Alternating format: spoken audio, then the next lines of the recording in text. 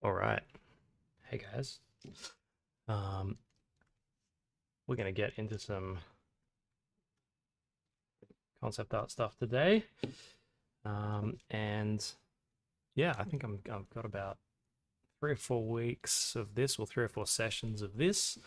So we're just going to try and get through kind of like an interesting kind of keyframe uh, scene, and we'll be using Blender and Photoshop for the most part. And we're going to start off in, we'll probably just start off in Photoshop today. Well, we'll start there for a few minutes, just do a couple little sketches. I've got a bit of an idea in my head of what I want to do. And then we'll jump into Blender where done a little bit of, oh Lord, sign into that.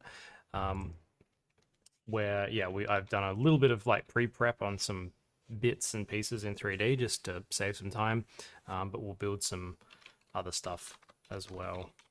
And then kind of like build up a bit of a cool scene and end up in Photoshop. We'll put the finishing touches on it. So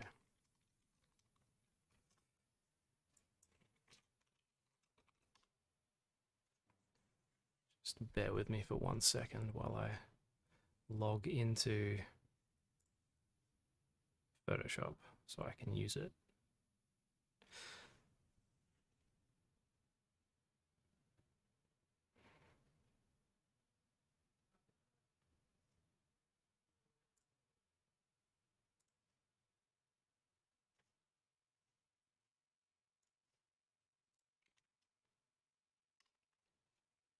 All right, so the image I'm kind of thinking of is I've got this, maybe actually I'll open that up and show everyone first. So this is an asset that I made for one of my classes that I'm teaching.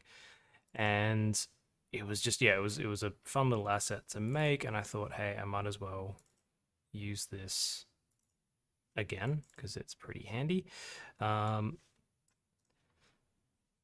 just use it in a slightly different kind of scene, I guess. So let's just open this up. It is a weird looking robot head thing. Um, and yeah, I was doing a painting with this in it, with a bunch of weird techno vampires, and I thought that was kind of fun. But I had another kind of idea for another keyframe, slightly different premise. Please stop sending me notifications. That I thought would just be kind of fun. So I thought the stream would be a perfect opportunity to kind of reuse this asset, make a couple of other little assets that go with it, maybe a couple of other little body parts, and basically come up with another cool shot of some, dead robot. And yeah, and then maybe being discovered by someone in a little forest gully or something like that, or maybe being picked over by a bunch of crows, just because I thought that would be kind of cool. Bit of a weird Hitchcock idea. Um, but yeah, so we'll jump into that. We'll go through the process of doing some like really quick little thumbnails. We'll jump into 3D to do a little bit of a block out just to figure out our composition, get our camera sorted. And then from there, we can work on modeling out any other specific stuff we need, getting the lighting right, getting some textures in there, doing a render, and then ending up in Photoshop to do the final bits of painting and comping and all that kind of stuff. So yeah, if you've got any questions, just drop them in the chat of whatever platform you happen to be watching this on, and I should be able to get all of them. I think, hopefully, it usually works. Sometimes it doesn't. But if you're on YouTube or if you're on Twitch, definitely should be able to see that stuff. So yeah, all right. So let's just jump into Photoshop and we'll. Oh my goodness. And yeah, I'll just do a couple of little layout sketches, um, kind of like going over what I was thinking this could look like. Um,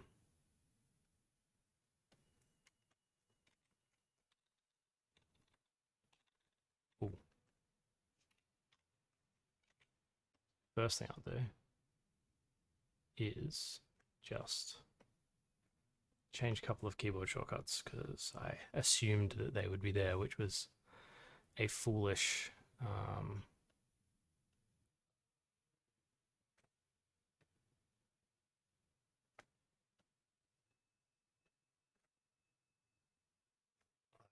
remember where it's going to be.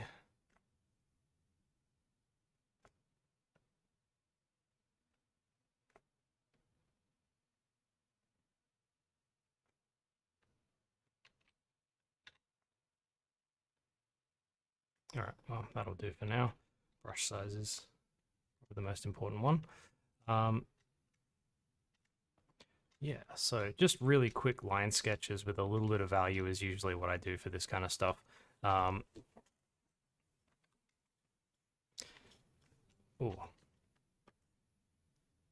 sorry, do a little bit more preference wrangling just to.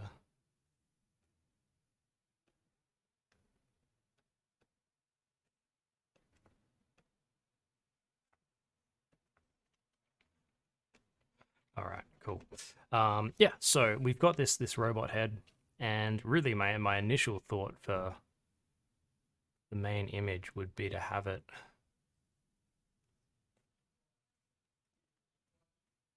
sitting in a bit of a gully like this. Maybe a little bit smaller than that. I did that all on the back.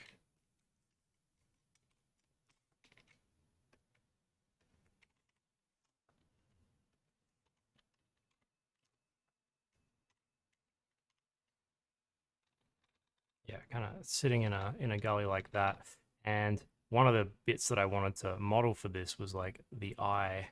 So kind of like having the eye socket empty there with in the foreground, in the midground here, I guess, kind of this big robotic, weird looking eyeball thing with all of like the kind of optic, well, not optic nerve, but like a bunch of cables coming out the back where the optic nerve would be, almost like this thing has been dragged out by something at some point.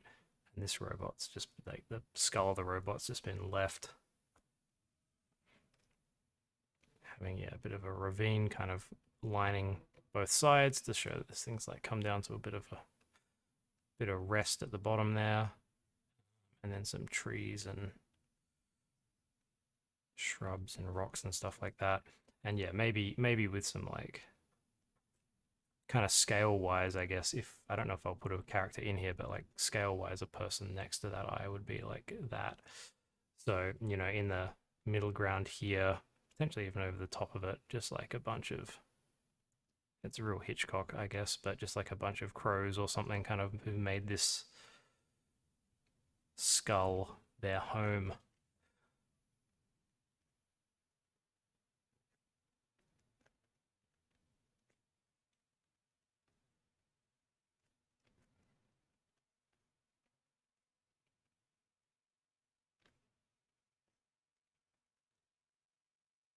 Yeah, in the background, just some vegetation and trees and stuff like that. Yeah, just some like rocky ground, probably with some other like technical bits and bobs that have fallen off this robot, kind of lining the shot like that.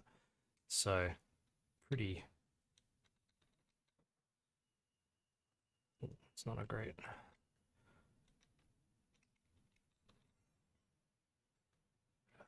Value in here.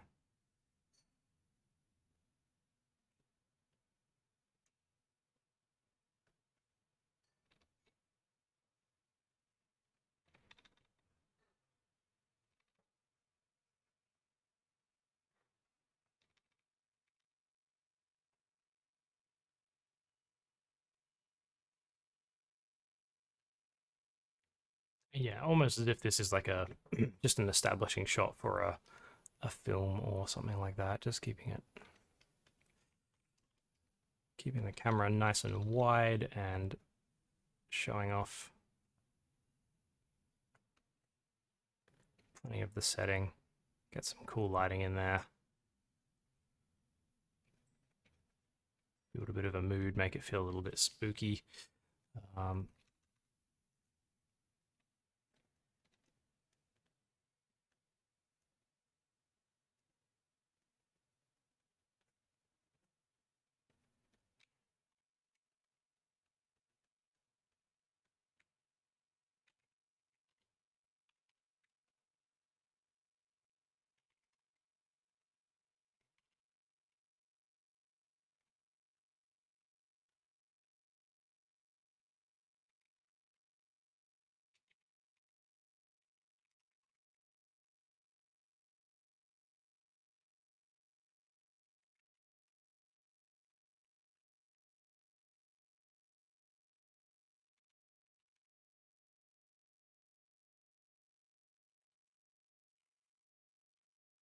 Something like that, maybe.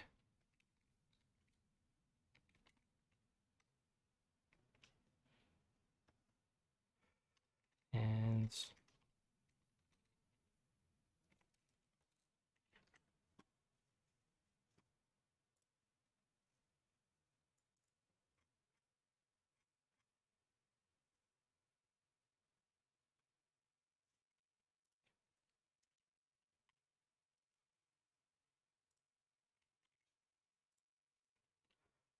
gonna load up some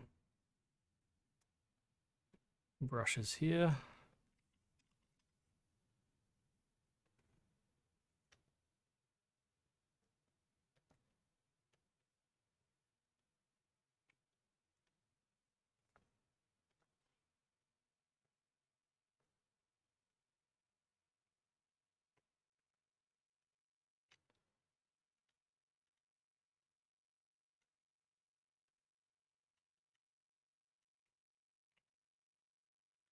And then I get the other little idea that I had, which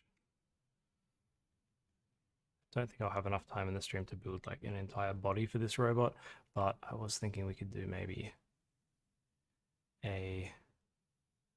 like an arm.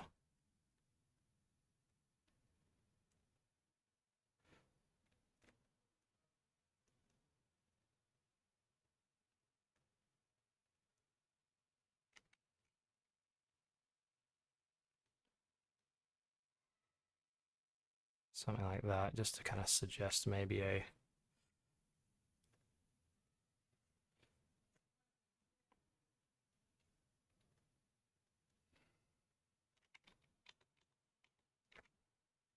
just a little bit more of the robot in the shot.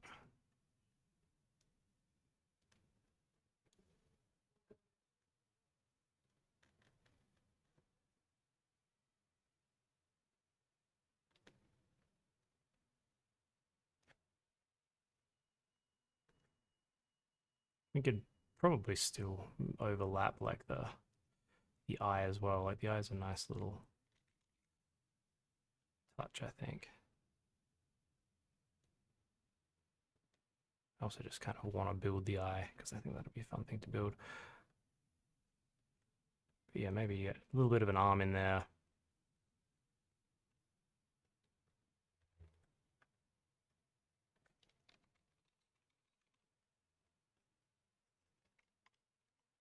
And just use those body parts to like layer things up a little bit more as well.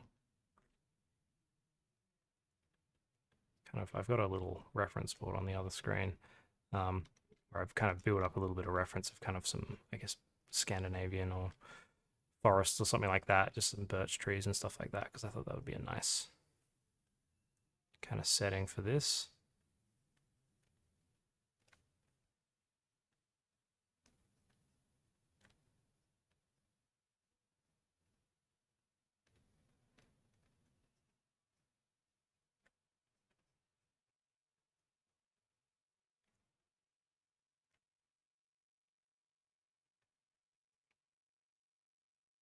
And I used to do a lot more kind of, I guess, in-depth drawing, but now that I use 3D to build this type of environmental shot up, it's really a little bit more 3D than anything else. Oh, hey Lewis, I didn't see your chat there, sorry man. I've been doing pretty well.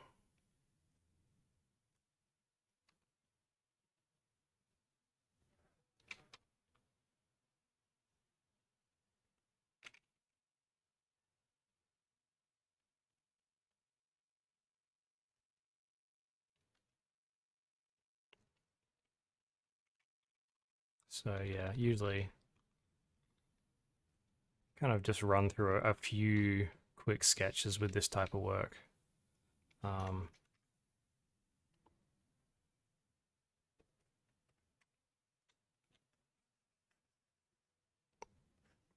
Usually just to kind of solidify it in my own mind, but if I've got a decent idea of what I want to do, I usually just jump straight into 3D these days.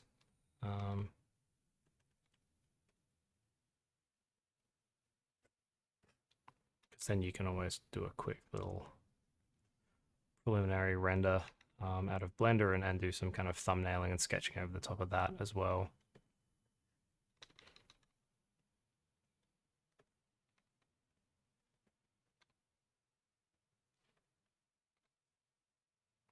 Because it's so quick now to be able to just quickly model stuff up, get some lighting on it, and you know, you'll have a pretty good idea of whether or not it's going to work pretty quickly when you're working in 3D. So I kind of like this one with the arm in it. I think that's a little bit more of a interesting shot. So I think we'll kind of work off of that kind of premise. A little bit more depth to it as well than the first one, but that's also just kind of getting warmed up, I guess.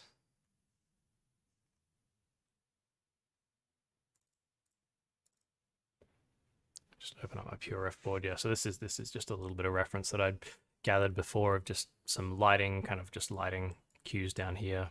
A couple of shots from, what's that, one of the aliens? Revenant, I guess, and Cabin in the Woods, just like that kind of, that simple neutral lighting. And some nice little bits of reference here for locales and stuff like that. Just different ways that we could kind of, I like kind of the idea of a ravine like this. Little bit of verticality to it, which we could kind of wedge the robot's head into. Yeah, and again, some lighting reference, some debris stuff in there, and just some ideas for what we could do with the treatment of any robot bits and stuff lying around with leaves and stuff like that. And then some crows for good measure. So I've got that on my other screen over here, just looking at that when I need it.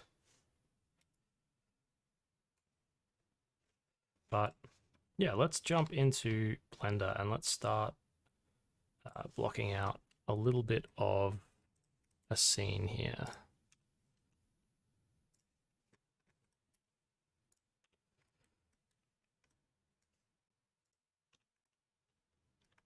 So,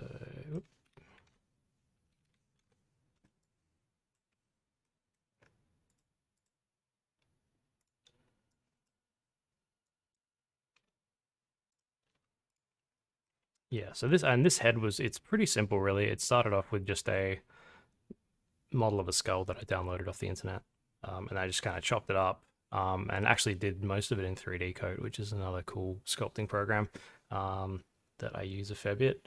Just added some extra little shapes to it, and yeah, there is actually, so there is a human skull under there somewhere that I've kind of sculpted into to just get some of the proportion and the basic kind of stuff done. And yeah, so let's take that and let's just start to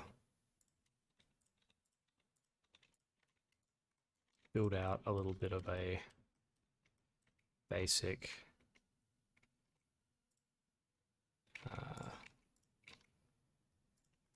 landscape here that we can use. Just starting really simple and small, just to kind of get a little bit of that working.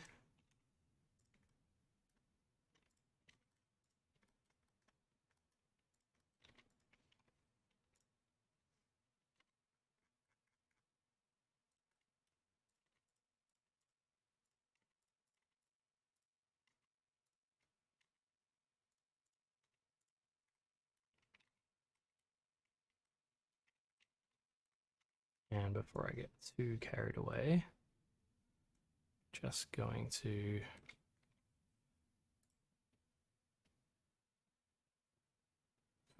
fun.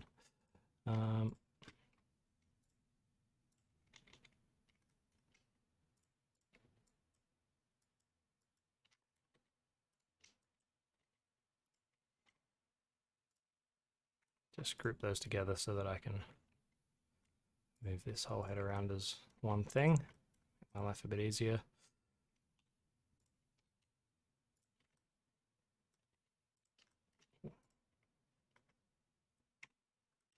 Get rid of those, don't need them.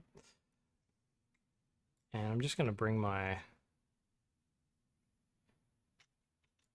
sketch into Blender as well, just by saving a screen grab of that, and then we can just save that to the desktop for now. Then just drag that into Blender so that we've got that to look at. Although I've got a microphone hanging in front of my head.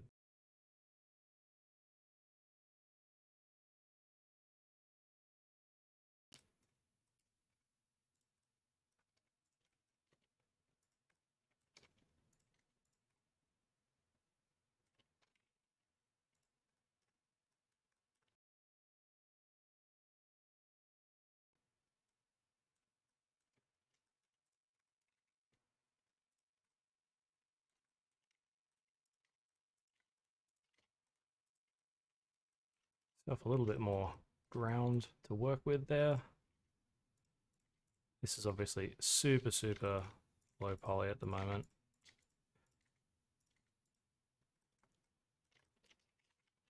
That's kind of the name of the game at this stage. So we'll make some trees, but not really. And I'm just going to actually put a camera in here straight away. Probably do like a 30.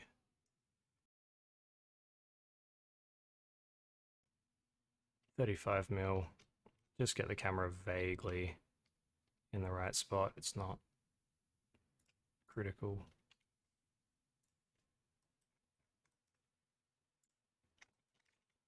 Just at the moment, but that means that we can start to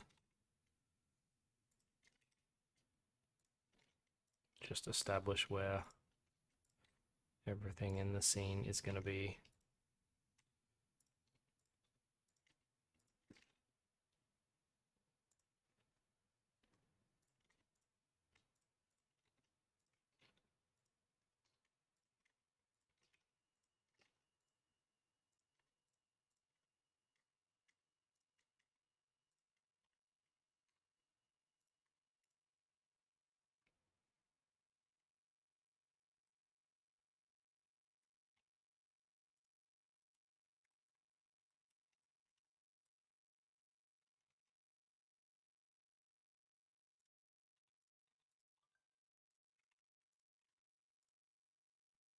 And we'll make an eyeball and just whack that. I guess actually what we should do is make sure the eyeball's the right size. Then we actually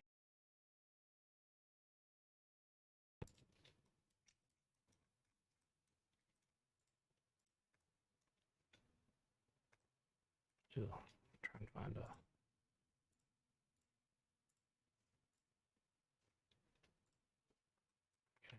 something a little bit easier to see there.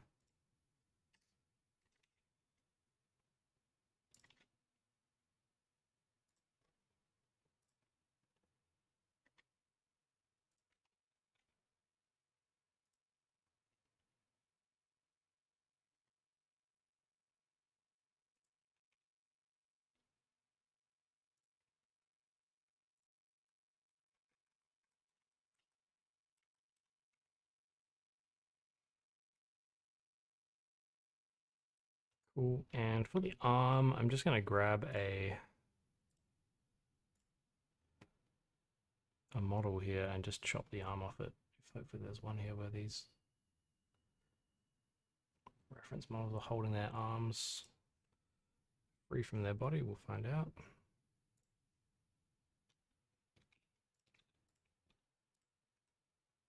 Yep, he is. Good.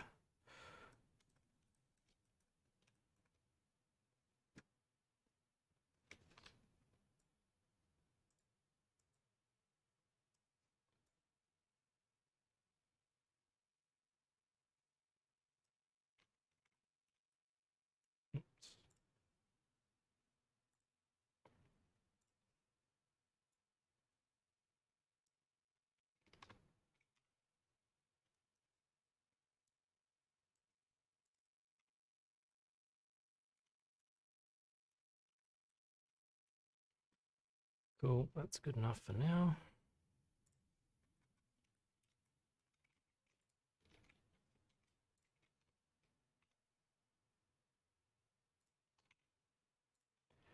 And yeah, we'll redo this once we know exactly where it needs to go, but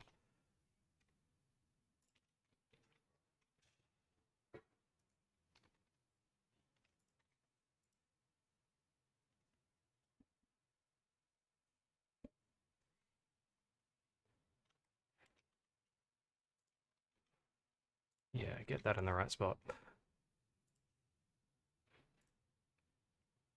Oh, right, yep. We've turned the mic up now. Hopefully that's a bit better.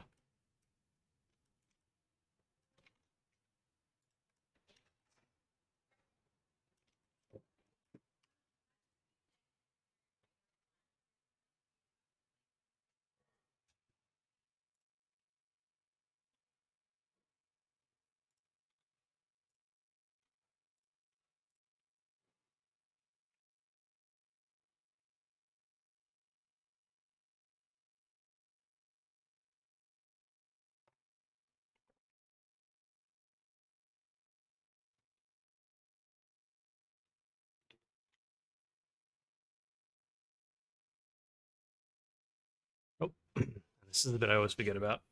New scene in Blender on a new machine. Now we have to wait for a couple of minutes for it to load up all the render stuff. I should have done that before, but oh well. Here we are. So, if anyone's got any questions, now's a perfect time to ask them because I've got to just sit here and wait for this to happen. Just slightly annoying. You probably see me use a bunch of plugins for Blender as well, which are not in the straight out of the box vanilla version. The main one that I use is called Heavy Poly, which is a free add-on. It basically just rearranges a bunch of stuff in Blender. It gives you some really handy pie menus and keyboard shortcuts to be able to do stuff really quickly. I use Hardops and Box Cutter quite a bit. I don't know how much we'll use them today, but that's what the two that I use quite a bit. They seem to be pretty popular as well with most people doing concept work in Blender. And yeah, the one that I'm using just to bring in these models is called Asset Management, and basically just gives you a nice library where you can build up just bits of stuff. We'll probably use these a fair bit if we're going to build out a few robot parts. These are all just pieces that I've built myself. Just whenever I've had a spare moment, I tend to just build a couple of little things. Oh, there we go. Oh, creepy. That's still got a material on it. Let's get rid of that. Delete that guy. Still has material on it. There we go. Cool. Yeah, so if you do have any questions about the add-ons I'm using as well, because I do have quite a few, just yeah, ask away in the comments, and I will let you know. Some of them are free, some of them are paid. Blender, you don't have to. You can do a lot of stuff with vanilla Blender, but it can be really beneficial to kind of build up a good little selection of add-ons that you use and you get used to. It just really can speed up your workflow dramatically, which can be really handy. So just getting some light in there.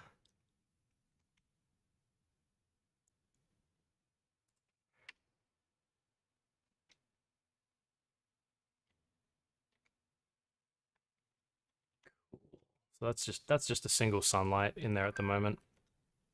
Also, I should probably point out that the other add-on that I'm using at the moment, which is not really an add-on, but an entirely different version of Blender, is that I use something called K-Cycles, which is a custom build of Blender, which has a fairly heavily optimized version of Cycles in it that renders a lot faster than the default one. Has a few other little features as well, but if you'd notice, kind of the icon that I have here for Blender is completely different. It's because it's using this K-Cycles version instead of the regular version, purely for speed, not really for anything else. But yeah, that's the reason why that exists in the taskbar. So if you're wondering, you can go and grab a copy of that as well. It's a little bit expensive, but it's kind of worth it if you do a lot of rendering all the time, which with Concept we do, and like doing lighting and stuff, it's really beneficial to have a even faster version of Cycles available. So yeah, that's that one. I'm gonna move this arm back a bit, and actually I'm going to flip this arm because it would probably need to be the other arm anyway.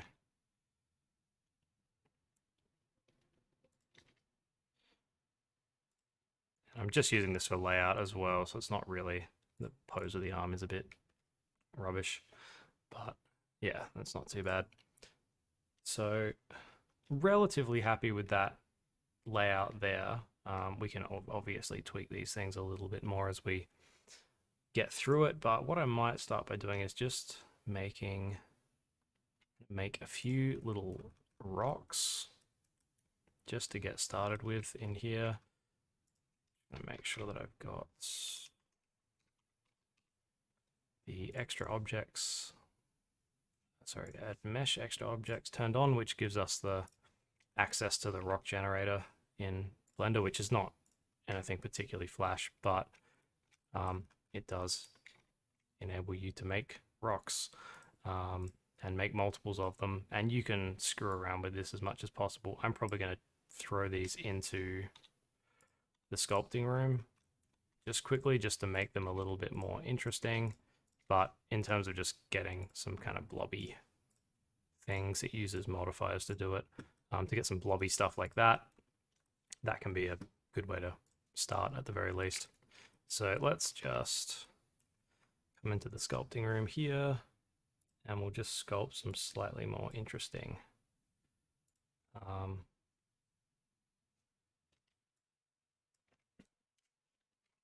shapes onto these. And I'm going to decimate these once I'm done, so just kind of flatten off some of the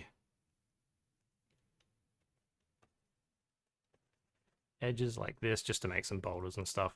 And it would have probably been even smarter for me to go and grab, you could grab some off the internet or something like that, just to get some random boulders. It's not anything particularly flash.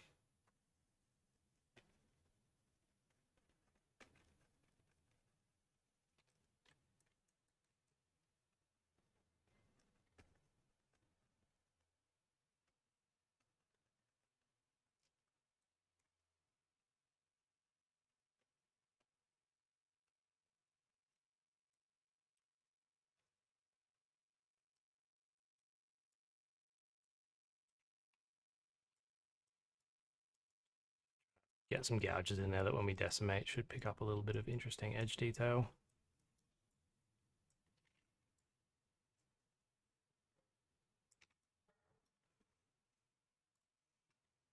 Cool. So let's just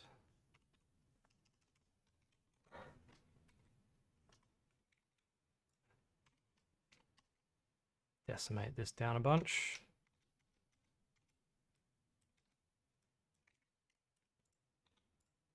Cool, that'll do. And then we get some, if we get some interesting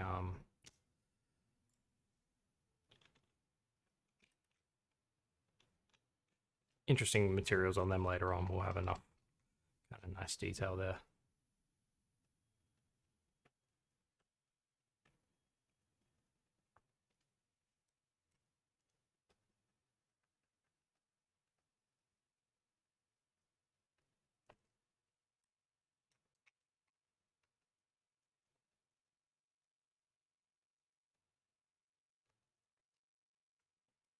This is also something that I'd probably usually do if I was going to sculpt anything like this, even something as simple as rocks. Maybe that can stay in Blender, but I would probably use 3D Coat for this, but just for the stream. One, I don't have 3D Coat on this computer, and two, I wanted to keep this as kind of in as few programs as possible, just for people who are watching and especially people who might be learning. Yeah, you don't want to throw hundreds of dollars worth of software at them straight away and say you have to get these programs if you want to be able to do it. Definitely, I use 3D Coat because it's a piece of software that I learnt quite a long time ago, so I know it quite well.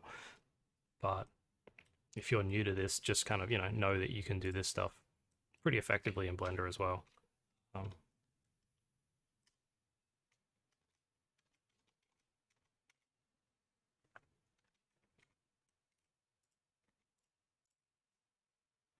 Just one more.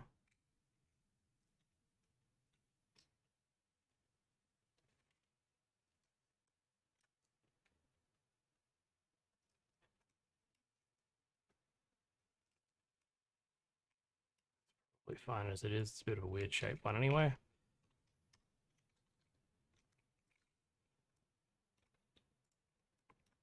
Cool. So with these folders, we can now start just building up a bit of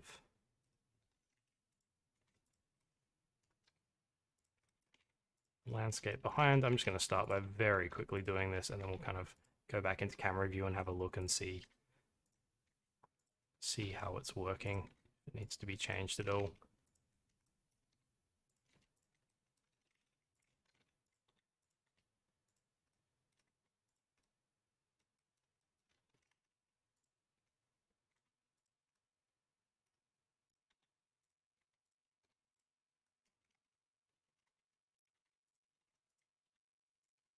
But with 3 rocks, we should be able to get enough variation just by flipping them around and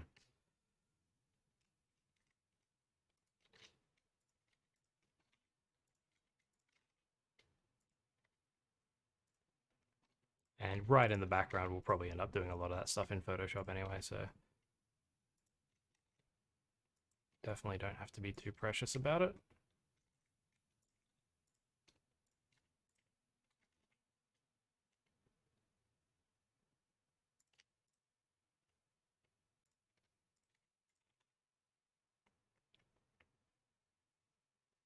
Just seeing how that's playing with the lighting as well.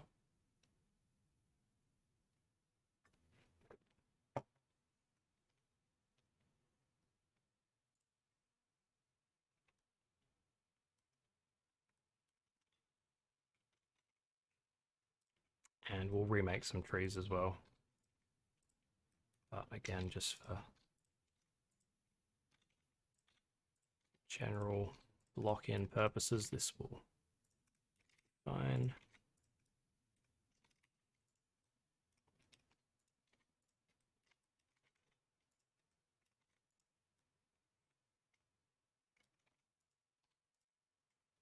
Having used a few different 3D packages as well, I think Blender's speed for being able to do layout is so much better. And again, it's me speaking from having used it for a while, but it's so much quicker than other packages. Having all of your like rotation controls and axial controls on keyboard shortcuts to just be able to tap, just being able to hit X, Y, or Z, and constrain things, to those particular axes really quickly, and like combinations of those things. Yeah, it just makes it so much faster than visual gizmos and stuff like that. You can still turn them on if you want them in in Blender if you want to have a standard gizmo like you might have in Maya or something, but personally, I really don't see the point of having it when you've got good keyboard shortcuts.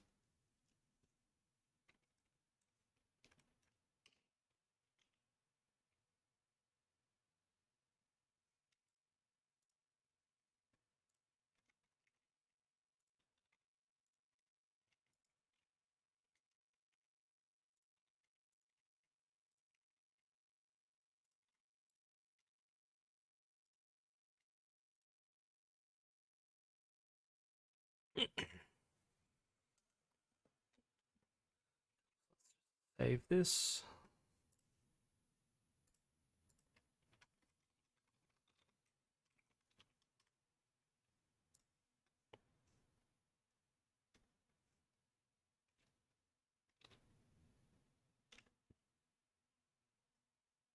And I think we'll get on to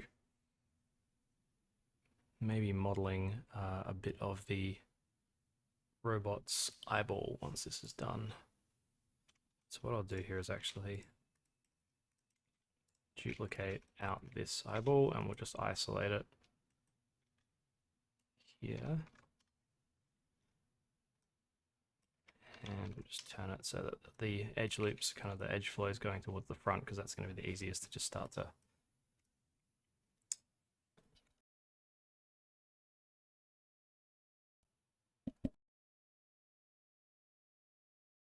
a little bit.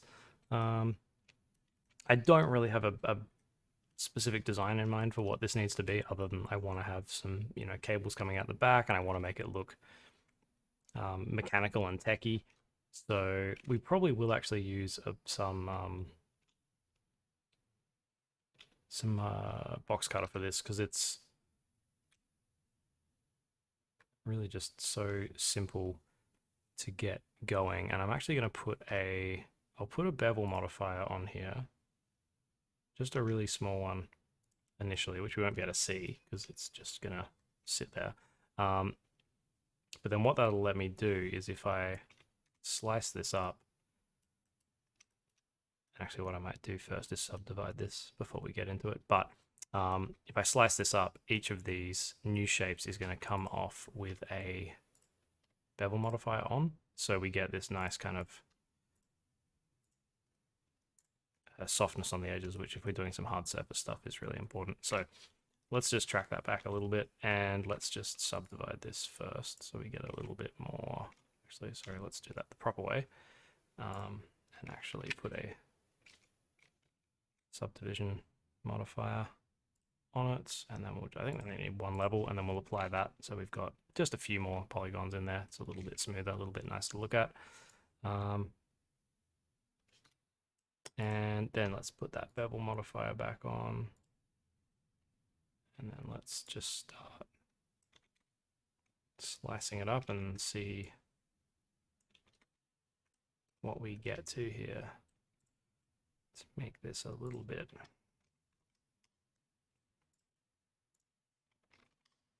more beveled.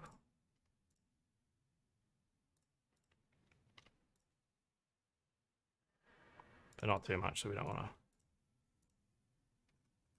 have huge amounts of vertices overlapping and stuff. We will definitely get some, when you have this kind of workflow, which is a really, in one sense, a really poor workflow for 3D, but you always get some weird stuff going on. But yeah, let's just chop this up so exactly like that. We've got, this is the bevel modifier kind of breaking, so it's not a big deal because we can fix this stuff later, but it can look a little bit funky to begin with.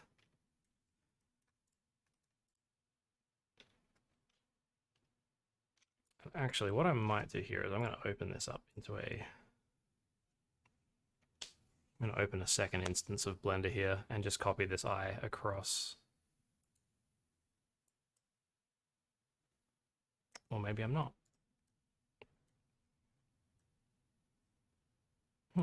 Interesting. Okay, we'll do it all in here then. Just going to move this up a little bit out of the way.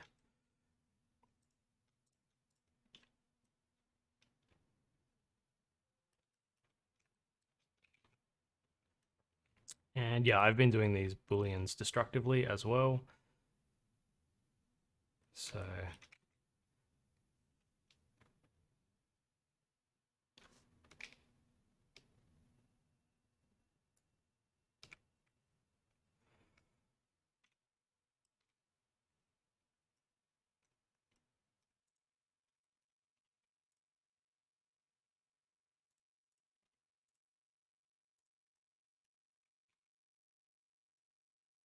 ooh, that's ugly. Let's not do that.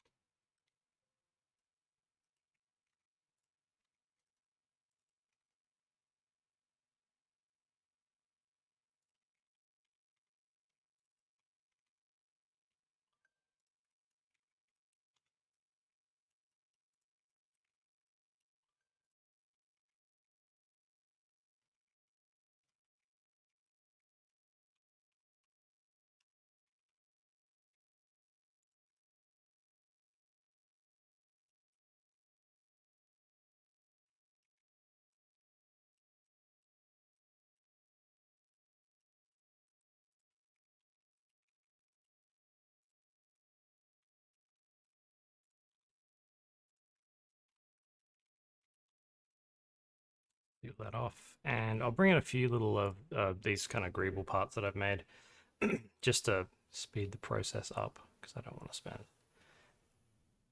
hours and hours modeling.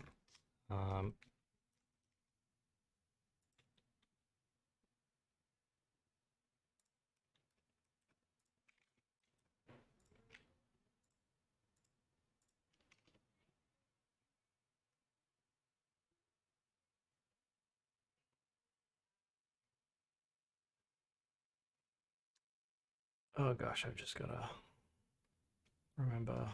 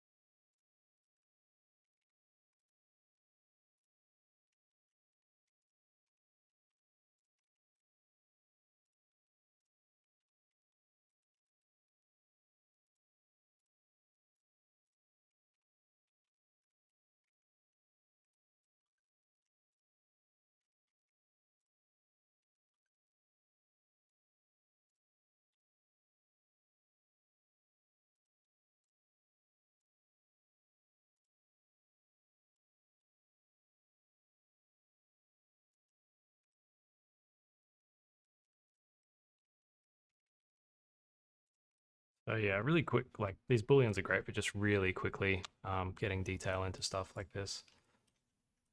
It's dirty. It's bad topology, but for concept, it's fine. You know. Um, and yeah, I would really recommend for anyone who does want to get into using 3D for especially doing like layout shots and keyframes and stuff like that. Do take the time to build up a little bit of a library of uh, bits, like little bits. You know, I do a lot of hard surface design, so I've got a lot of excuse me, a lot of like little vehicle parts and stuff like that. Um, but you know, whatever it is that you're working on, that kind of thing, it's really handy to have um,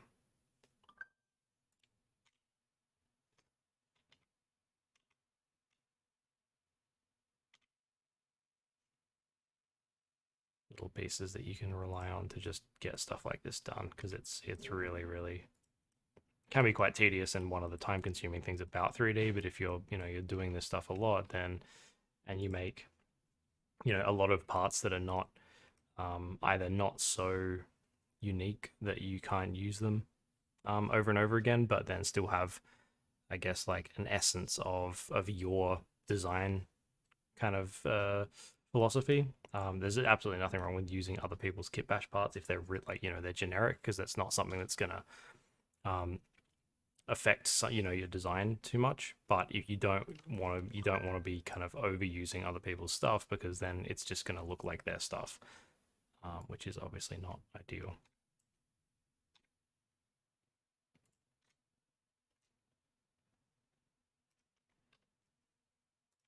because if you're designing things, you want them to look like your things, not someone else's things.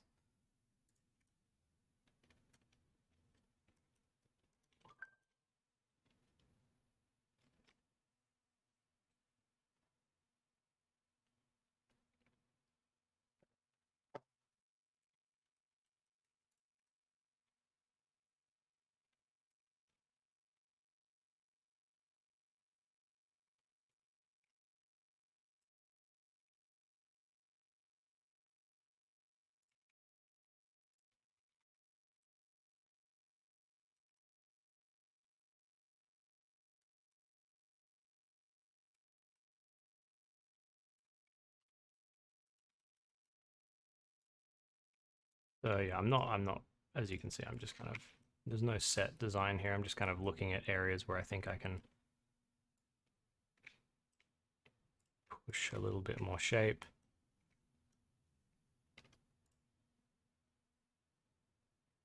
Definitely having some issues with bevels here, but basically what's happening is we've got areas of vertices here that are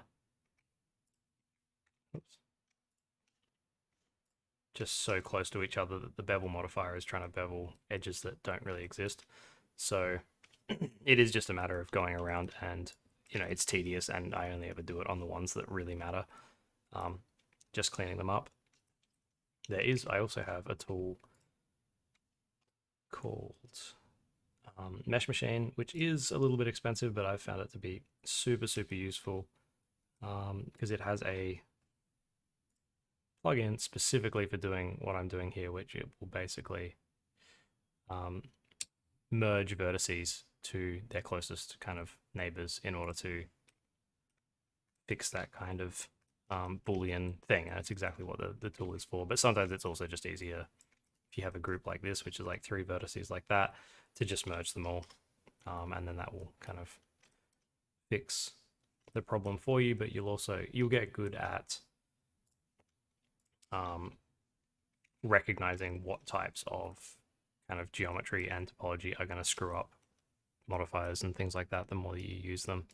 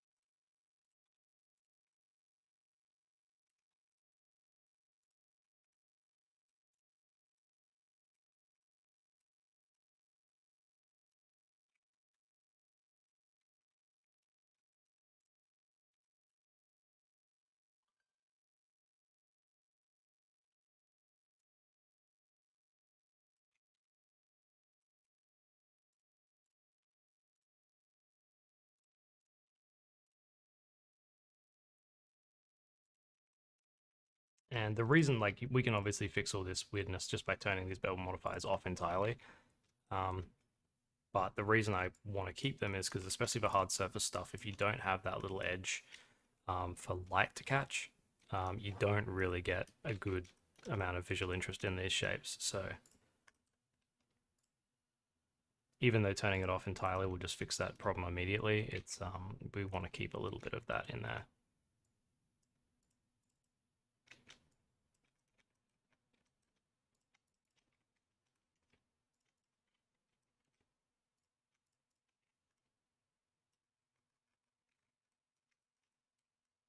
And again, I'm only going to fix the ones that I can really see easily.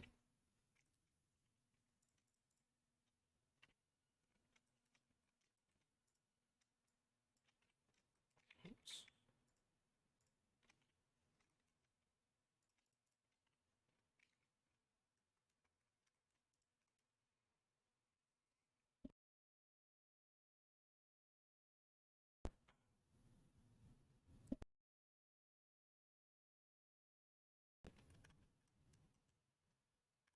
All right, so that's probably enough to start with. That's not what I want to do. I'm just going to duplicate all of these objects, so I want to keep a master one up here just in case. Well, actually, I might be able to.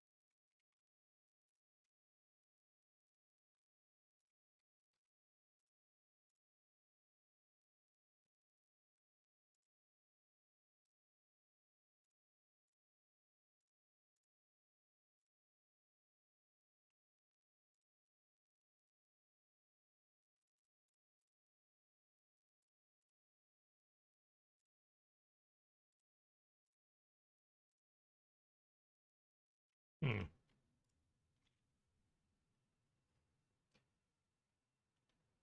Just drop that there, so we've got an instance of that, so we can always go back and edit the master one if we have to. Oh, that origin's a bit.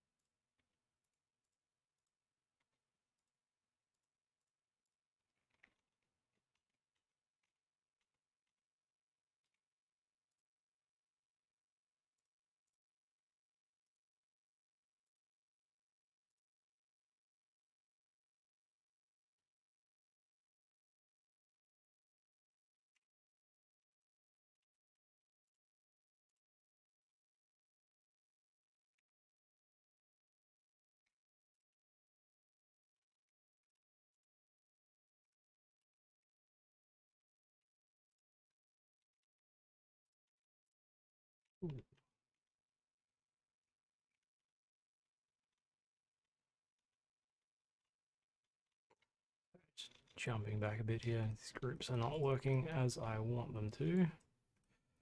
So I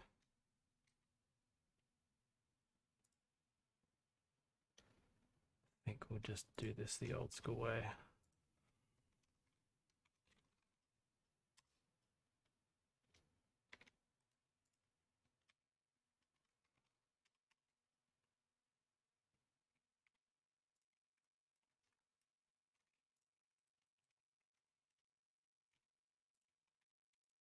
We can delete that.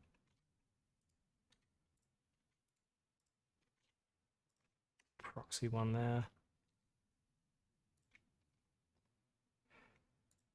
And yeah, now we can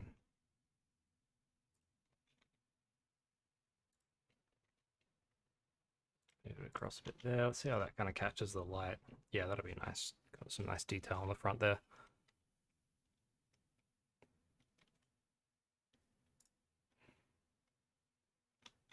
Cool.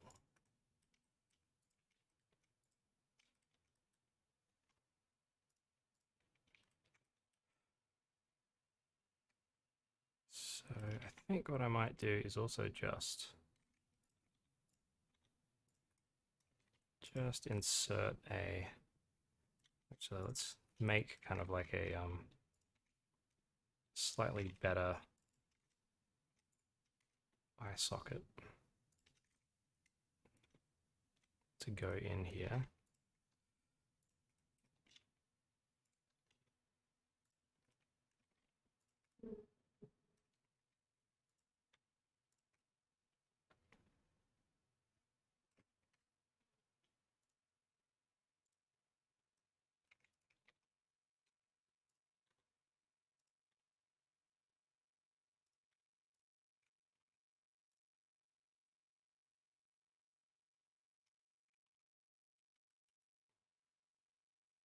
Cool. So that will probably read fine from back where we are.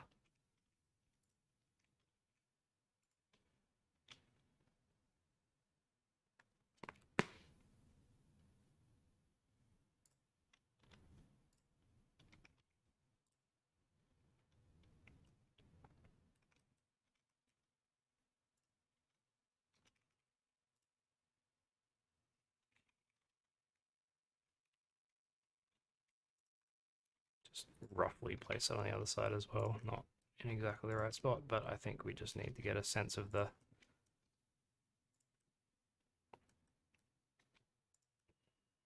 bridge of it more than anything else, just that little lip that is there.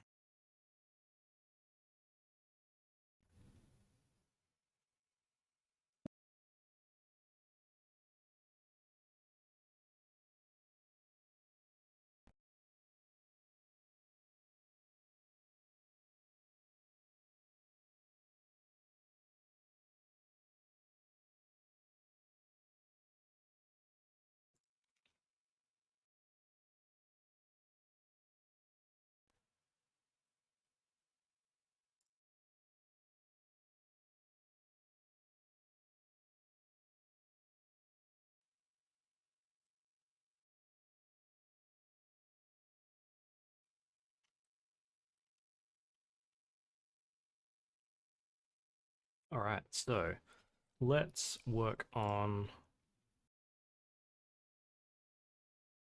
the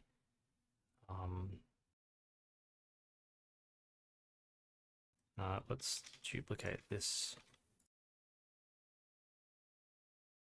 Just do our best to kind of get it vaguely straightened up like that. And yeah, we'll just use this as a really rough guide for kind of like building out a little bit of a robot arm here. So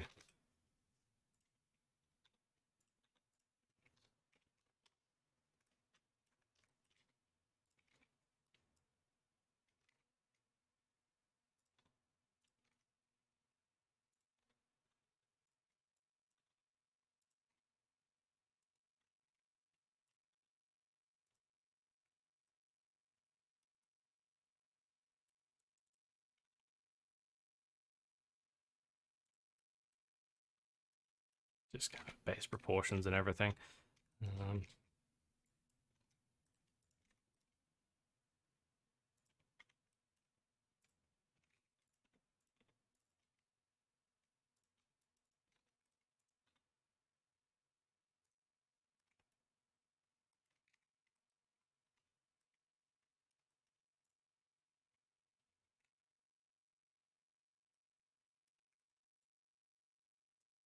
Might just see if we can separate that out, and we'll see if we can get a remesh of that.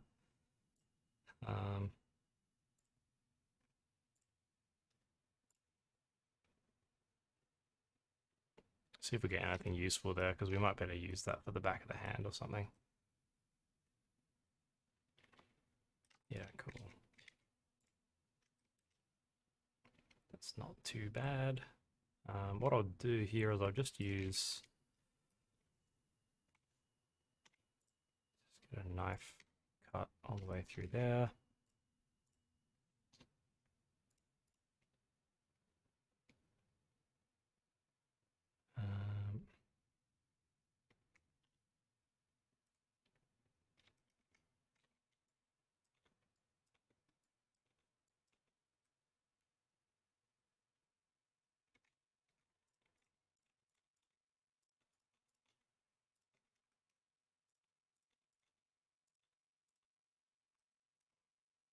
I want to get a decent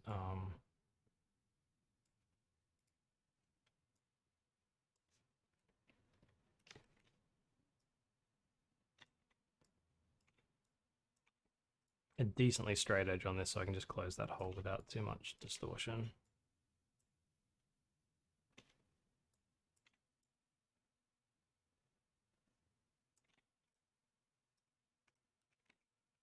Mesh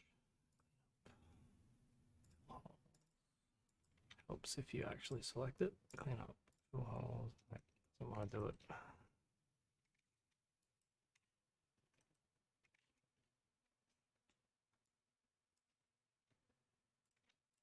My least favorite bit about 3D.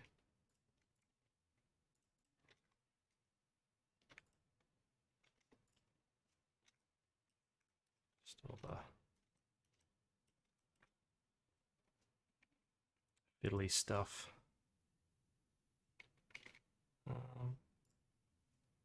Oops, I didn't want to be in sculpting mode.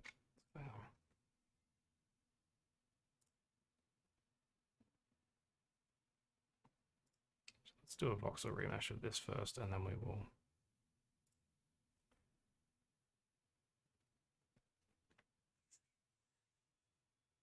try again. Hopefully I don't...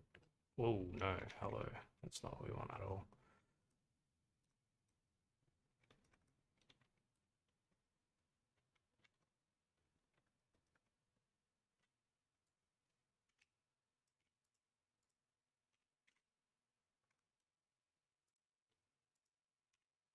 Awesome, that was easy. That's what I should have done the whole time. Cool, so let's...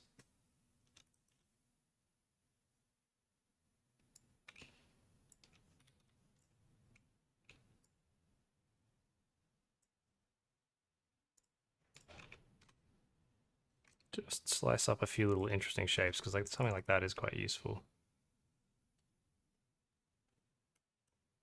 to build up the hand.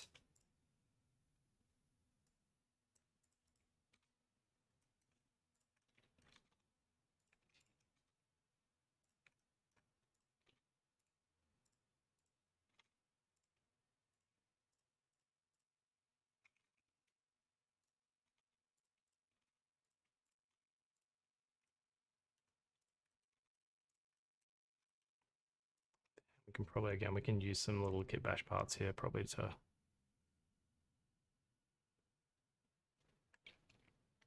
get some knuckles and stuff like that in there.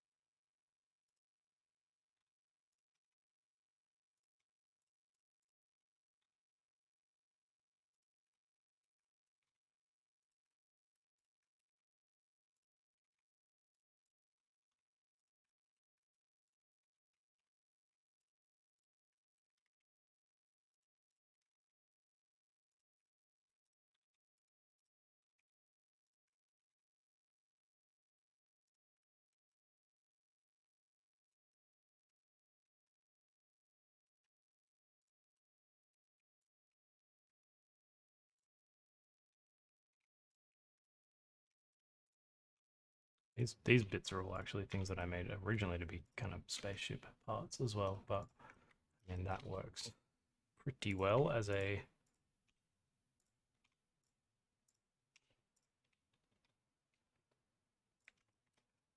finger type thing, at least for what we need it for.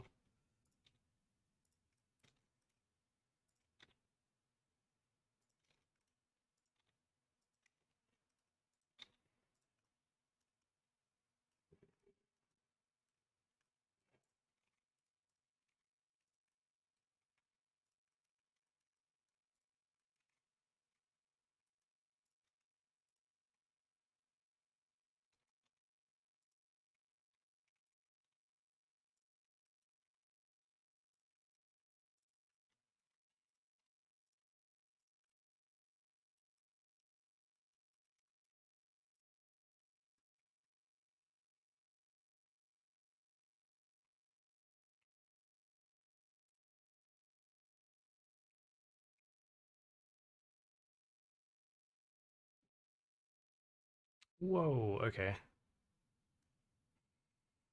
That's not what I meant to do. Yeah, let's try that again.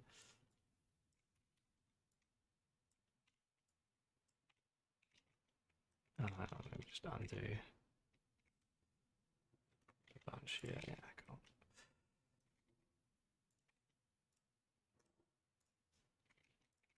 That's more like it. Maybe we can throw this in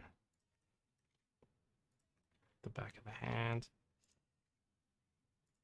And yeah, so like I realize with stuff like this that when you're watching someone smash a bunch of kit bash stuff together, it's maybe a little bit you might feel like it's a little bit hard to get a sense of like the process here, but you know, all of the modeling, I'm not a modeler for one. Like, so all the modeling that I do is pretty crap.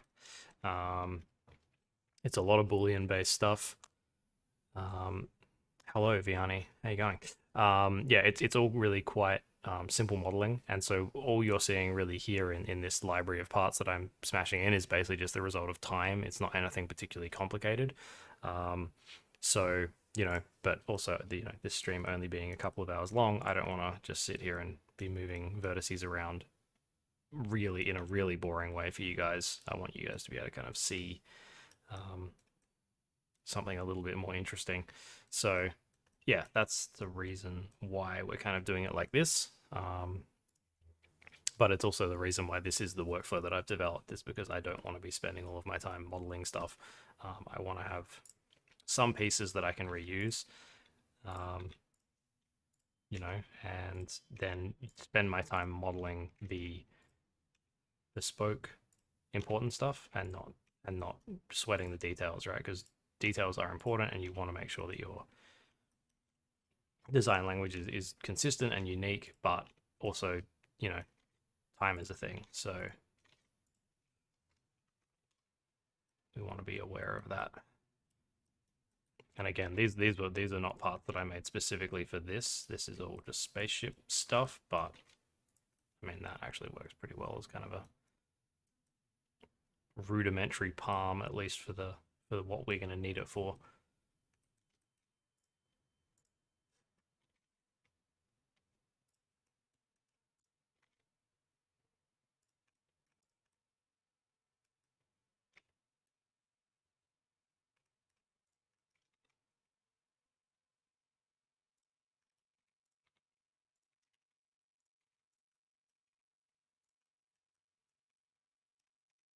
Ooh.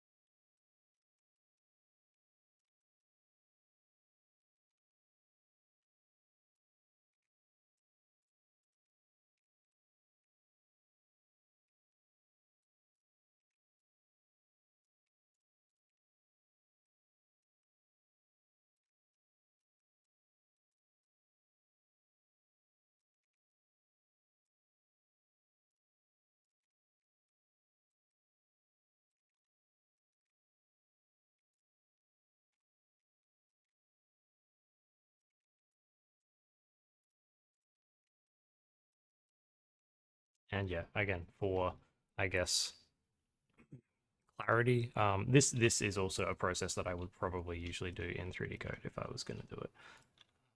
But just because like, especially with detail Boolean work like this, where you're really chopping into stuff, it can get a little bit messy, but it's holding together relatively well at the moment, but it can get a bit crap.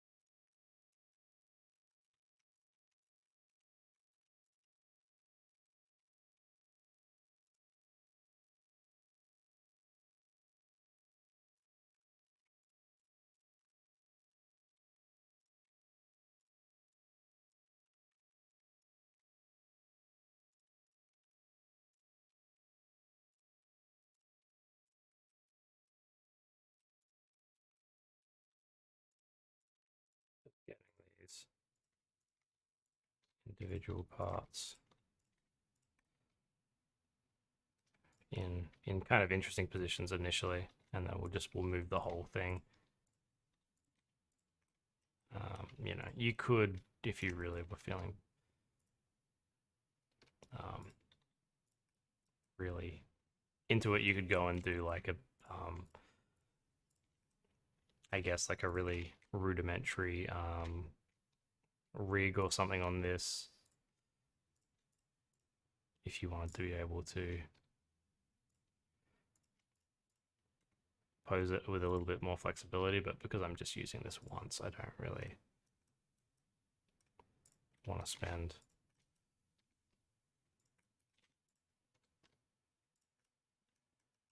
too much time. Actually, I wonder if we've got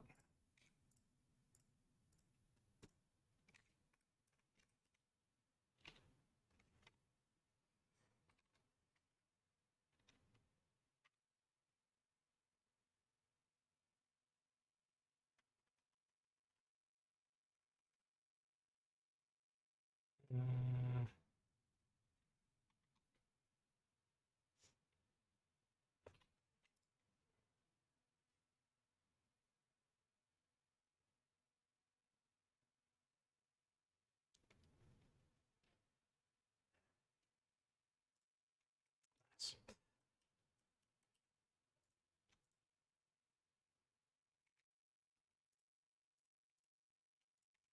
just going to use this instead of the square one I had to make that little plate because it now wraps around really nicely.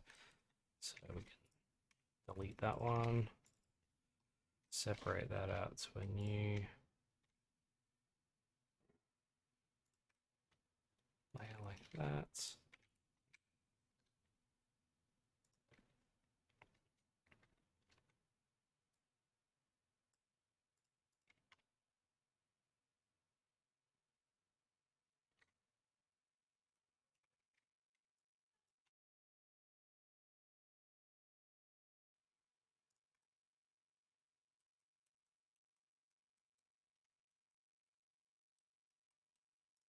Cool. And we'll put a few little, actually what we'll do first is we will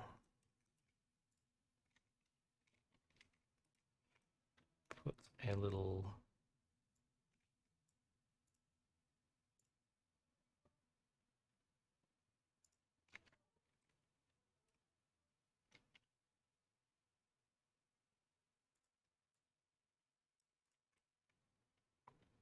in there perhaps, and use another really handy plug-in that I like called Cablerator, which just basically just lets me make cables, which is handy. And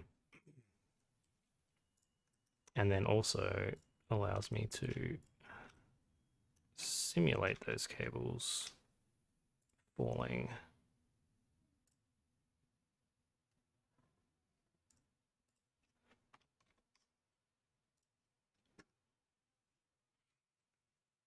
This can sometimes take a little bit of time, but there we go. That's worked pretty well. It's not perfect, but it's not too bad.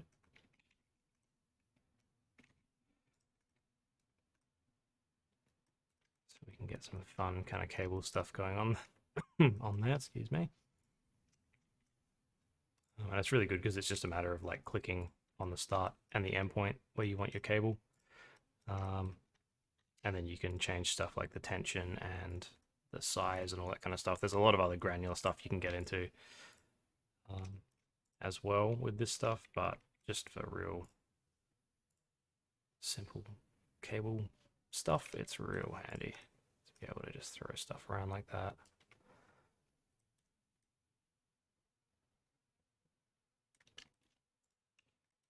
Delete that. Let's get a little greeble just to go on the end of that thumb, so it's something a bit interesting.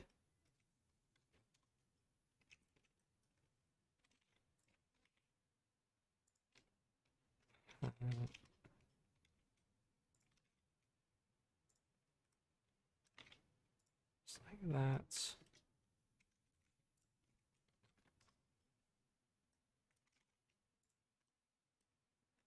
Maybe do a similar thing with all these.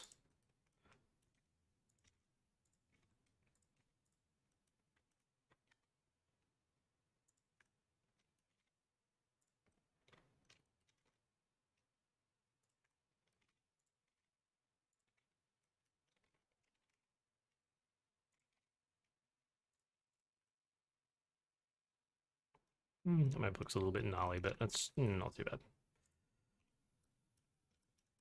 Alright, I'm going to save this again. I've had enough Blender files crash on stream to know that I need to save more than I do.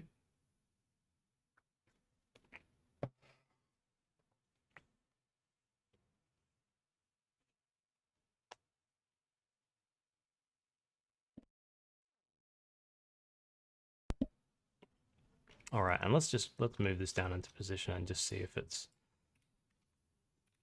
working. Hopefully it is. So we just select all of that.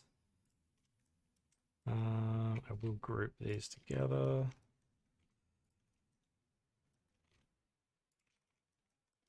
And we can delete art. Actually, let's not delete that. Let's just move it. I always like to have a collection called hidden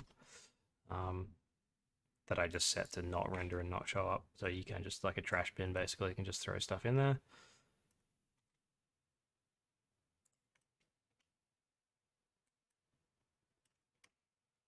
And yeah, so what we might do here is just grab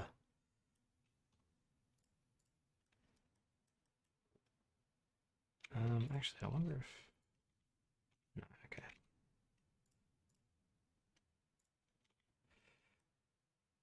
Just isolate that.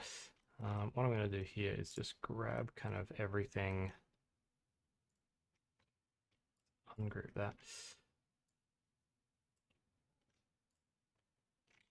Grab everything here. It's got very long fingers. I should probably make them a little bit shorter.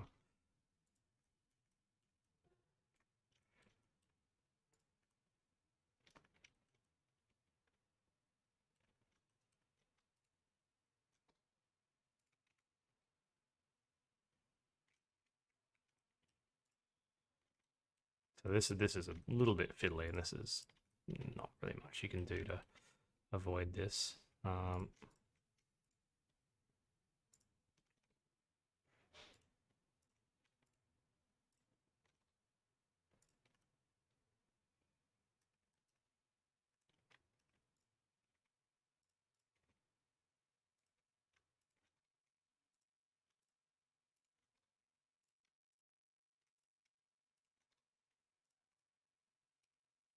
Put some little pivots in those fingers as well, just in some hinges, I guess, in the joints. Cool, that's a little bit better. Oh no, I've done myself a... I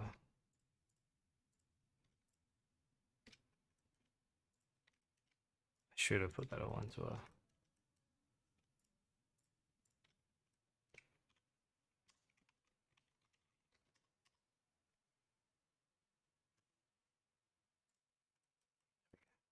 Is that a little bit easier? Move him to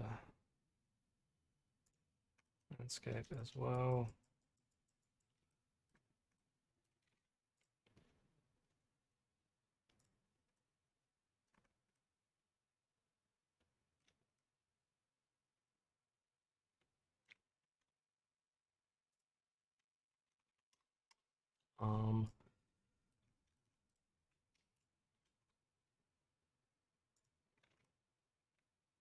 Cool. So yeah, that means that I can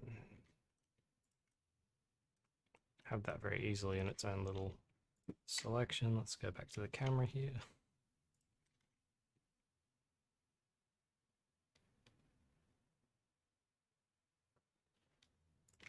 Just want to find like a good read on this arm, just like something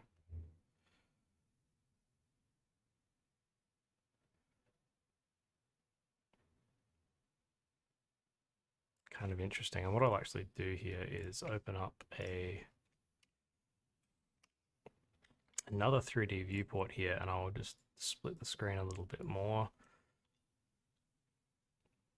Set this one to my render camera and set the render on. So just put a few more samples on that render because I can't really see anything.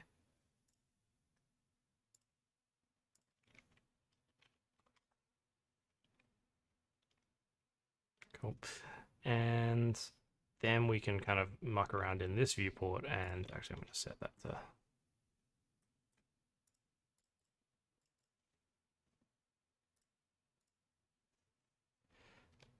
to there, and then we can get a better little playground to kind of muck around in. Make it a little bit smaller.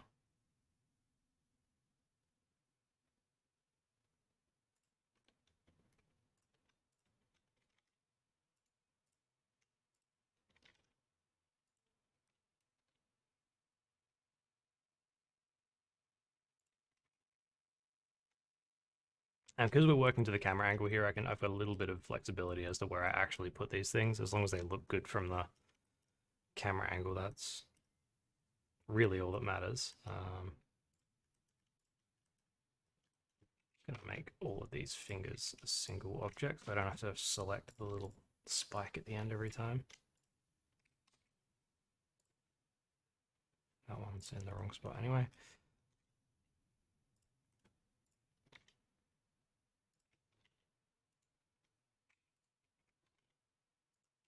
And then here we can just spend a little bit of time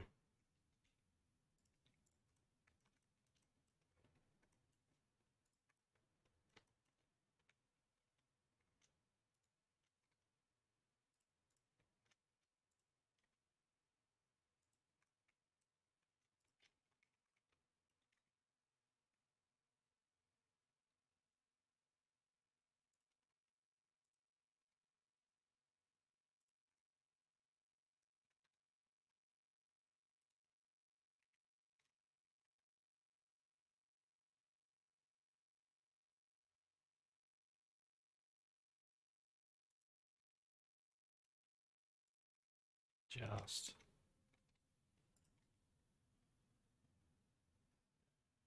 tweaking all this stuff into position. So this is super tedious, but this is kind of one of our main bits, so it's kind of important to,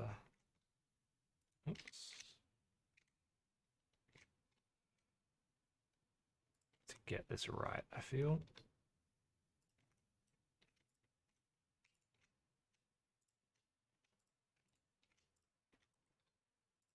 Just pivoting things around the 3D cursor as well, just to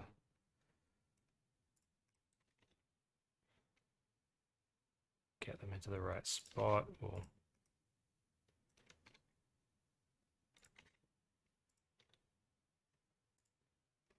bring that rock around. I mean, the pan doesn't have to look completely together because it is going to be falling apart. Um,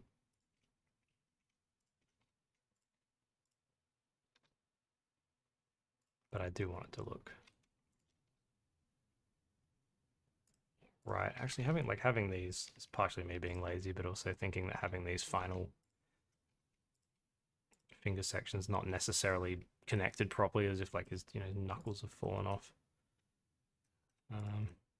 Could be kind of cool. Definitely don't want to have that one dead straight like that.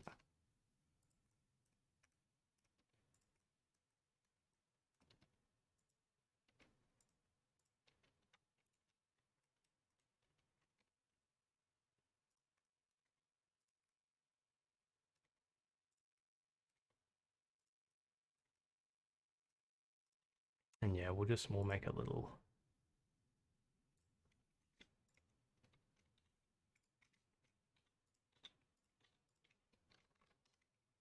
knuckle piece again.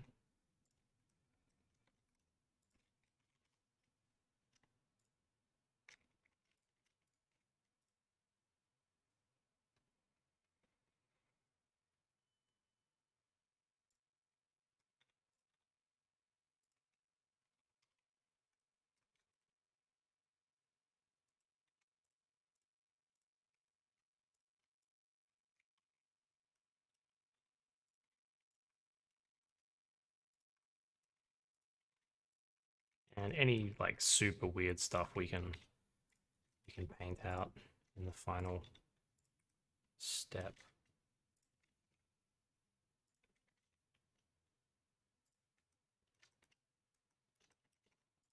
A lot of this stuff is not really going to get seen anyway, so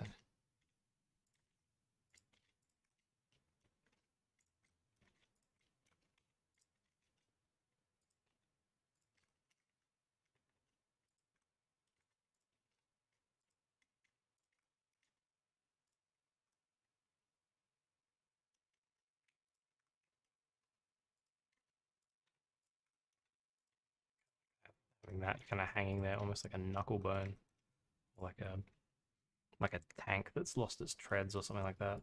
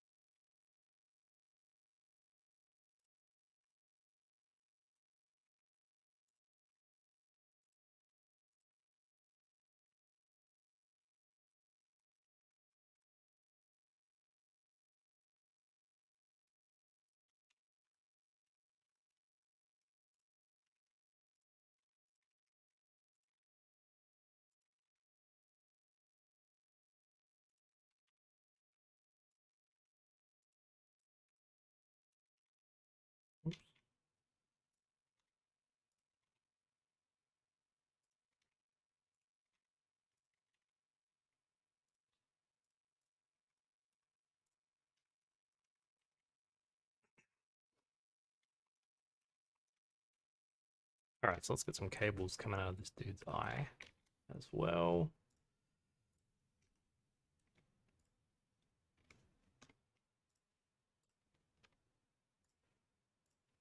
Just make a bunch like this first, and then we'll simulate them all down and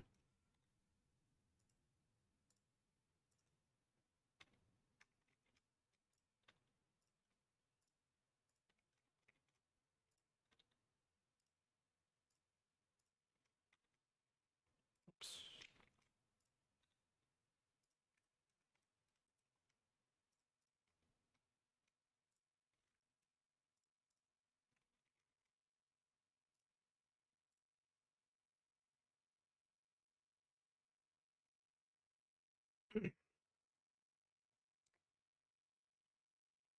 Should have saved before I did that.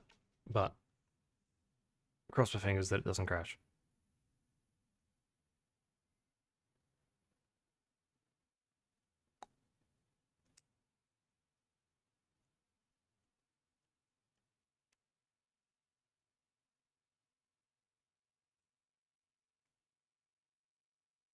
Also cross my fingers that it doesn't just take 15 minutes, because that's going to be really boring to watch.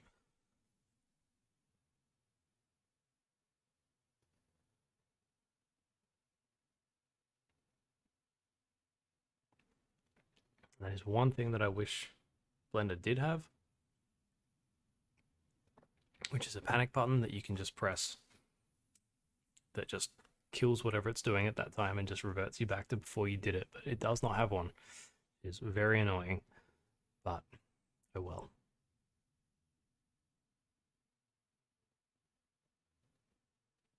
Hopefully this won't be the thing we end the stream on. Me just going, all right, it's broken. We're done.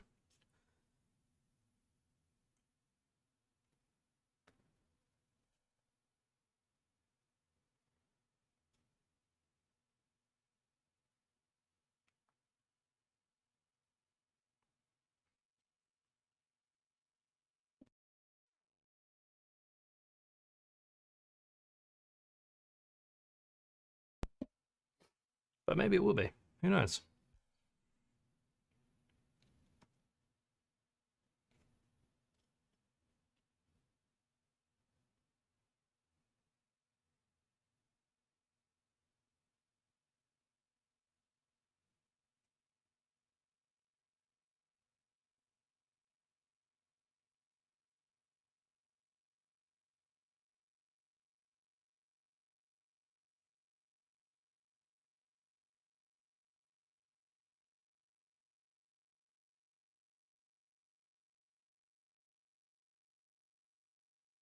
I'm losing faith in this as something that's going to work. I'm gonna kill this, I think, and we will go back to whatever Blender's last autosave was, which hopefully wasn't too far in the past.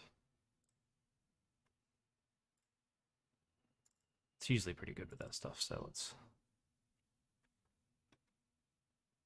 let's find out.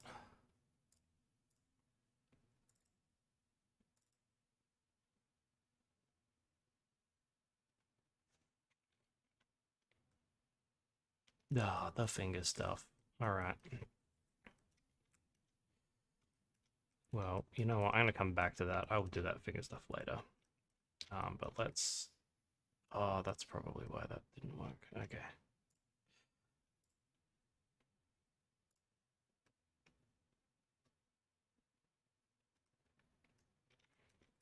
Let's just try a really simple cable here.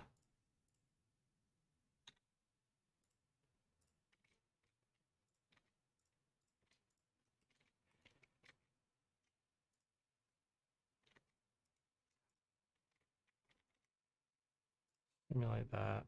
Regular. Just see if this works.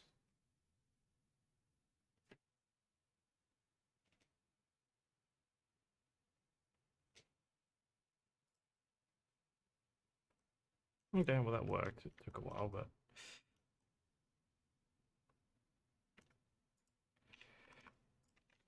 it might also just be that this thing is so dense.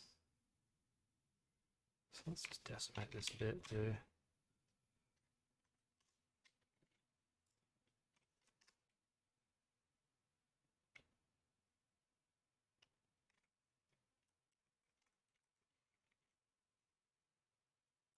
Maybe just drawing the cables will be better in this particular instance. So this is another thing that's really nice about. Oh, that's okay. We need to we need to get rid of that.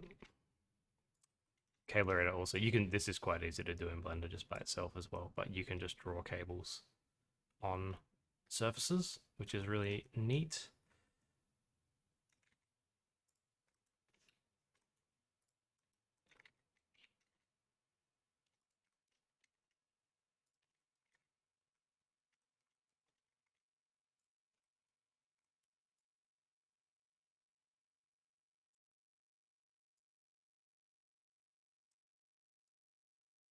I will have to clean these up afterwards because they're kind of popping all over the place, but we can at least get a little bit more of what we want here, I think.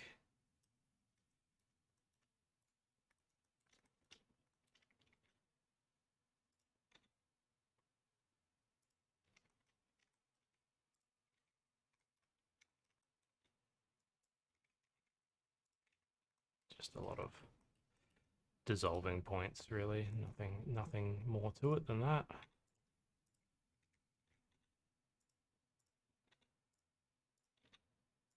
Always have to do a little bit of cleanup when you're doing cable stuff because it's just never perfect.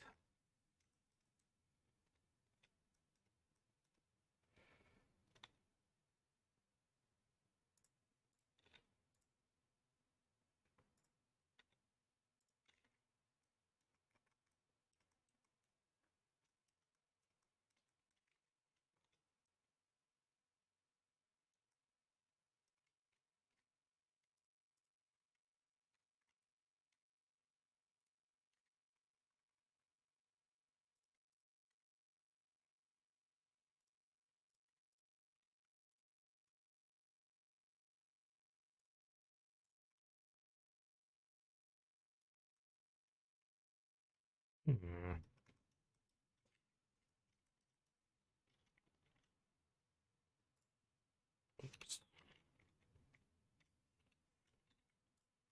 Just save that once more, just in case.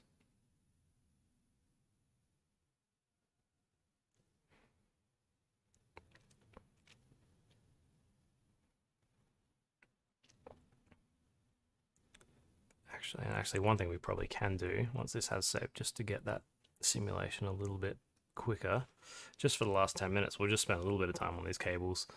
And then hopefully we'll have something that pretty much by the end of for next week's session, we can just come in and start applying some materials to this, doing some texture work, refinessing the lighting, and then we can spend maybe the last 2 sessions in Photoshop doing our paint work, adding all the extra details and stuff like that. But just thinking that, yeah, one thing I can probably do to just actually, I guess, kind of cheat the simulation for these cables a little bit is if we build some really, really low poly geo in here that just kind of adhere. And actually, we can do this.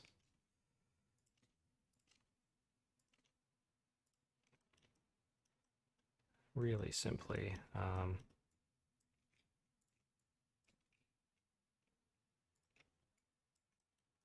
Just by snapping this. I could shrink wrap this probably as well, but it sounds like too much work. And we'll just, yeah, get this kind of close.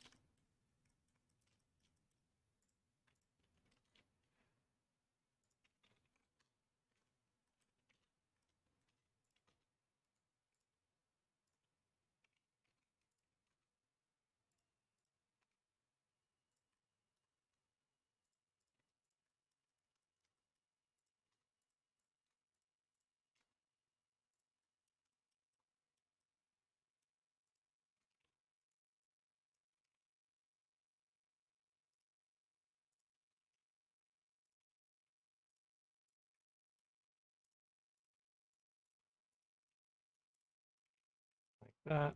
And just give it some thickness. And then that way, if we'll just delete them, we make a cable that goes from there to there, like that. Then we can select this and the ground plane, which are both pretty low poly, and then we should be able to just simulate that instead. And that should be much quicker. There we go, perfect. Nice, and then we can just tweak the rest of it later. But that gives us a really good base. So, problem solved.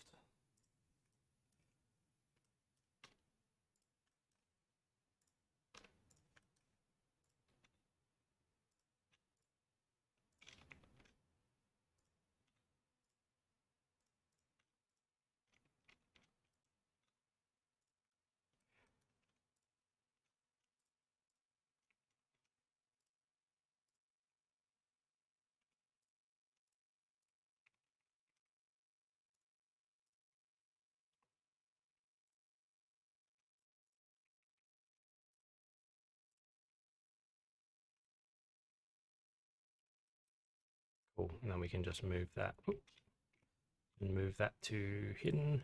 We don't need it anymore. And then yeah, these are just easy enough to tweak.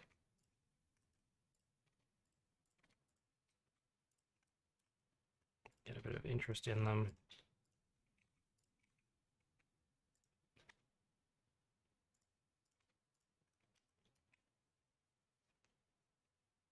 So they're not all going in exactly the same place. And they can all just disappear into the ground, and that's fine. And then I think the next, like the last little thing we'll do here for this, just draw a couple of cables up towards camera here. That.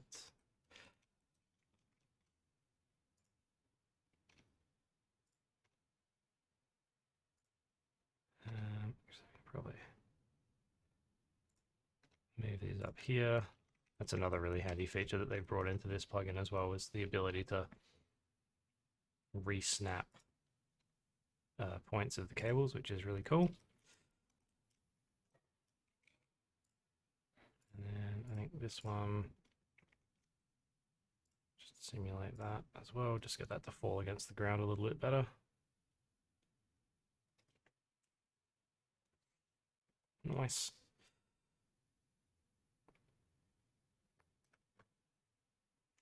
Because I want to have a nice kind of sense that the cables come from that and into the eye. Maybe need to make them go to the back of the eye.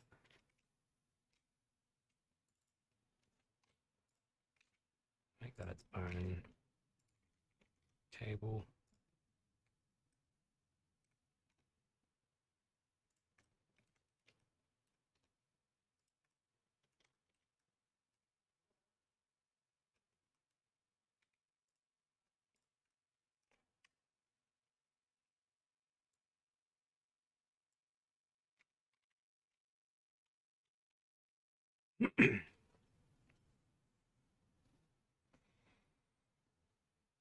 But yeah, so that's coming along, getting there, definitely. Just need to find some nice lighting for this. As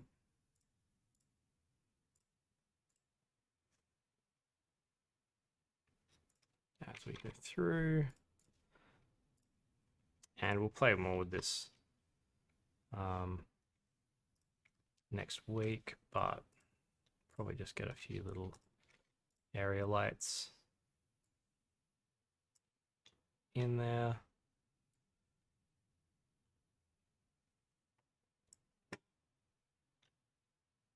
Just to be able to really bring some attention to the lighting, but yeah, I think that's coming along pretty well. So maybe just because we've got, we don't have to run exactly at a time, but we've got 3 minutes, so I might just spend 3 minutes putting these fingers back to where they need to go. And then we will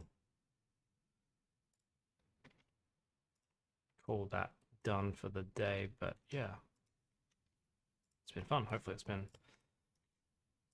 interesting for you guys.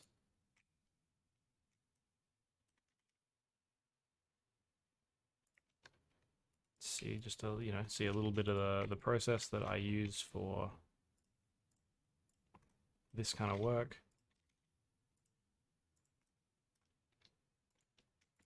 Like I said, this kind of 3D process is really becoming pretty much invaluable for environmental stuff, because it just enables you to build up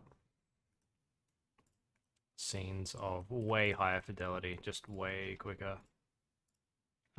And it's also really it's a handily kind of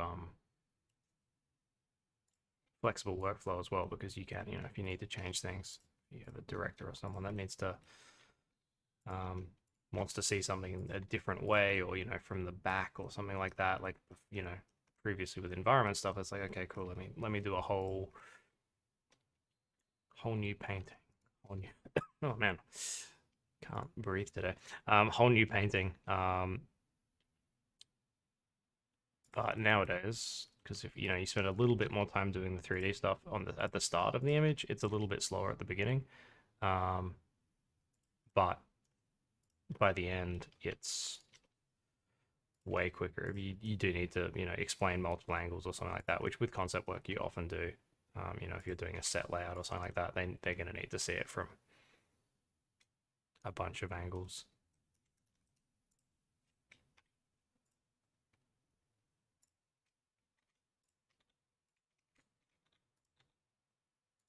Let's make these quickly.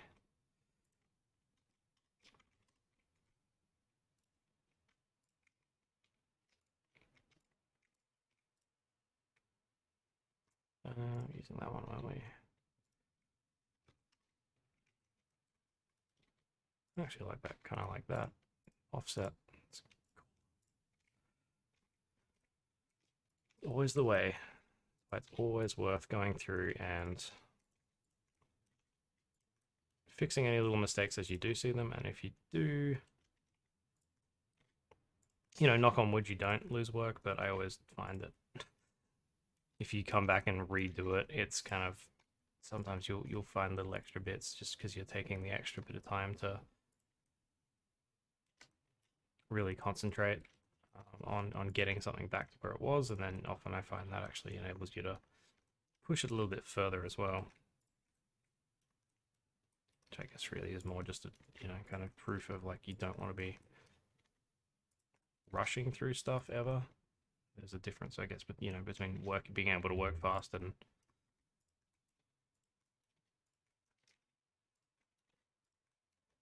rushing.